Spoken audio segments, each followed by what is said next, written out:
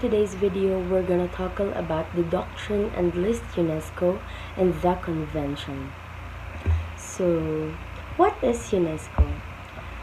The United Nations Educational, Scientific, and Cultural Organization is a specialized agency of the United Nations aimed at promoting world peace and security through international cooperation in education, arts, sciences, and culture. So, UNESCO was founded in 1945 as the successor to the League of Nations International Committee on Intellectual Cooperation. Its constitution establishes the agency's goals, governing structure, and operating framework. UNESCO is the United Nations educational, scientific, and cultural organization. It seeks to build peace through international cooperation in education, sciences, and culture. So, what is the purpose of UNESCO? UNESCO's mission is to contribute to the building of a culture of peace, the eradication of poverty, sustainable development, and intercultural dialogue through education, the sciences, culture, communication, and information.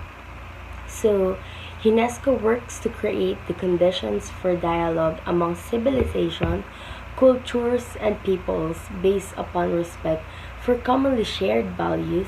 It is through this dialogue that the world can achieve global visions of sustainable development encompassing observance of human rights, mutual respect, and the alleviation of poverty, all of which are at the heart of UNESCO's mission and activities.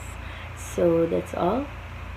Next reporter. Topic that I will discuss, it is all about the Constitution of United Nations Educational, Scientific, and Cultural Organization. The General Conference of the United Nations Educational, Scientific, and Cultural Organization meeting in Paris from 17 October to 21 November 1972 at its 17th session. So the governments of the states parties to this constitution on behalf of their peoples declare that, that since what wars begins in the minds of men, it is the defenses of peace must be constructed. They do hereby create the United Nations Educational, Scientific, and Cultural Organization for the purpose of advancing the objectives of international peace and of the common welfare of mankind. The first paragraph explains that when it comes to natural or cultural heritage, we should always mind that it has always been being threatened with destruction. Destruction such as the traditional causes of decay, which are loss of habitats, decreasing the richness of the natural resources, and aside from that, it's also threatened by constant changes of social and economic conditions. Something that we should be careful about to avoid massive and uncontrollable damage that it can cause to our heritage. Now, the second paragraph pertains something that we all know about, and that's when cultural and natural heritage loses something in a certain area, such as certain item or object, as long as it has always been part of the heritage, it is strictly prohibited. Due to it affecting the essence, it can be considered as disrespect for the heritage, and that applies to all nations. Now, for this, first paragraph says a lot, especially about how the heritage being protected in national level, yet it cannot always be completed or perfected. And it's because of the lack of more economic, scientific, and technological resources that the country can have and offer at a certain part of the property, and that's to be protected. And for the last part, it says about how constitutional organization can definitely help to maintain, increase, and preserve the conservation of the heritage that we all know is important for UNESCO, and that's to be protected. Monuments, groups of buildings, and sites should be considered as cultural heritage because it exhibit an important interchange of human values over a span of time or within a cultural area of the world.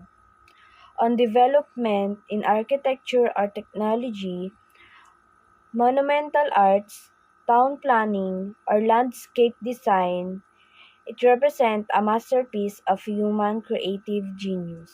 Now, I will discuss Article 2. So, the Article 2 is for the purposes of this convention, the following shall be considered as natural heritage.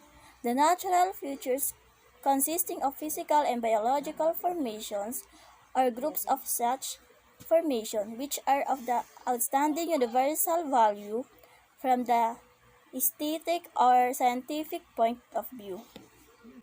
We all know that heritage is that which is inherited from past generations, maintained in the present, and bestowed to future generations. The natural heritage is derived from natural inheritance, predates the term biodiversity. It is more easily comprehended in some ways by the wider audience interested in conservation. Biological, the inheritance and preservation of the Earth's or a particular region's balance, integrated functionality as a natural habitat with special concern for the water resources necessary to maintain the ecosystem. Geological and psychographical formations and precisely delineated areas which constitute the habitat of threatened species of animals and plants of outstanding universal value from the point of view of science or conservation. Geological, can be applied to natural geological or geomorphological features possessing aesthetic, intrinsic, or scientific and educational value, and that provide unique insight into geological process affecting the formation or evaluation of the earth. And natural sites, precisely delineated natural areas of outstanding universal value from the point of view of science, conservations, or natural beauty. Convention concerning the protection of the world cultural and natural heritage. According to the Convention concerning the protection of the world cultural and natural heritage, or commonly known as the World Heritage Convention, cultural heritage is a monument or group of buildings or sites of historical, aesthetic, archaeological, scientific, ethnological, or anthropological values. Example po nito is yung National Museum, kung saan makikita natin dun yung mga different statues or monuments or paintings na makikita dun na historical or meron ding anthropological, ganon, and such. And example din is yung mga historical sites din na meron tayo dito sa Pilipinas, kagaya ng sa Ilocos and Cebu. The next is the natural heritage, or it designs outstanding physical, biological, and geological features. Ito naman yung mga habitats ng mga animals natin dito sa Pilipinas or sa world na karaniwan sa tubig, sa dagat, ayun, or sa mga gubat. So the next is the most significant feature of the convention is to link together in a single document the concept of nature conservation and the preservation of cultural sites. Nature and culture are complementary, and the culture identity is strongly related to the natural environment in which it develops. So the World Heritage List is used for this. The World Heritage Committee has listed 730 properties on the World Heritage List.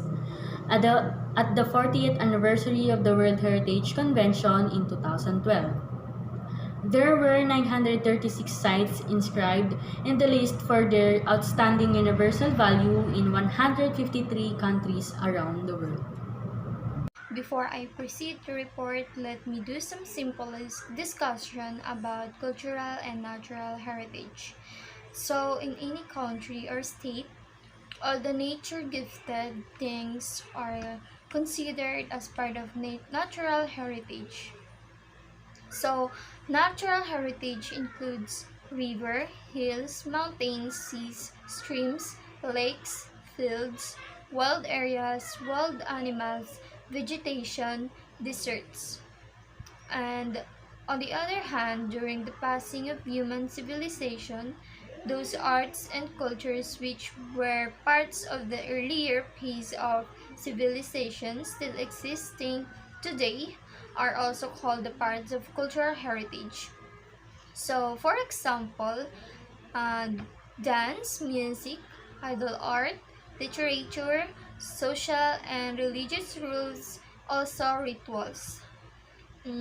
As a whole, natural heritage is the gift of nature, whereas cultural heritage is associated with the man-made things and the things which were found during the different phases of human civilization. And so, cultural heritage should be representing a masterpiece of human creative genius or exhibit an important interchange of human values or over some time or within a cultural area of the world. On developments in architecture or technology, mountain arts, down planning, or landscape design are bear unique or at least exceptional testimony to cultural tradition or to civilization that is living or has disappeared. So, cultural heritage should be an outstanding example of a type of building or architectural or technological assembly or landscape that illustrate as significant stage in human history or be an outstanding example of traditional human settlement or land use that is representative of cultures, especially when it has become vulnerable to the impact of irreversible change. And cultural heritage should be directly or tangibly associated with events or living traditions, with ideas or with beliefs, or with artistic and literary works of outstanding universal significance. And lastly, equally important is the authenticity of the site and the way it is protected and managed. Next, so here are natural properties.